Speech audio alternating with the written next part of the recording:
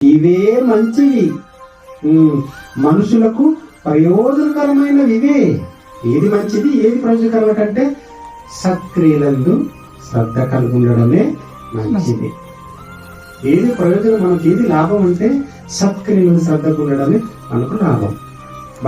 లాభకరమైనవి చేయడం మంచిదా, నష్టపోయి చేయడం మంచిదా?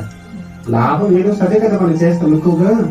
ఇది ఈ వ్యాపారం చేస్తే లాభం అండి, ఇది చేస్తే లాభం అండి, ఇది నాకు లాభం అండి, ఇది నాకు ఖర్చు వచ్చింది అంటూ చూసావా?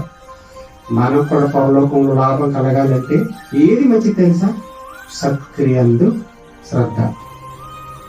దేవుని వాక్య పనులు శ్రద్ధగా చేస్తే మనకు లాభంలో నష్టపోము. మనము దేవుని కోసం రూపాయి ఖర్చు పెడితే మనం నష్టపోము. రూపాయి కల్పిస్తాడు వద్దా?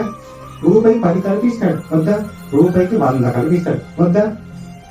రూపాయి ఎవరు నాకు తెలిసి వ్యాపారం చేయరు. రూపాయి కనీసం 5 రూపాయలు రావాలా?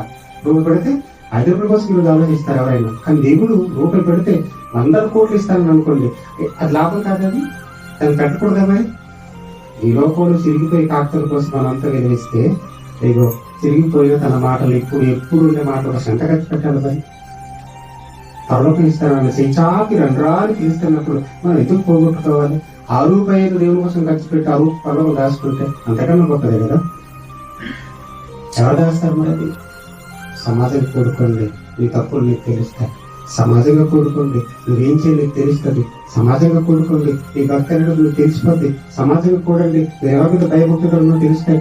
సమాజంగా కూడండి, మీరేం చేయాలి తెలుస్తుంది. సమాజంగా ఉండండి, ఎదుటి వారికి నేర్పించే తెలుస్తుంది. సమాజంగా ఉండండి, పరలోకంలో ఎలాగెలాగో తెలుస్తుంది. ఇవన్నీ తెలియాలంటే సమాజంగా కూడుకోవాలి.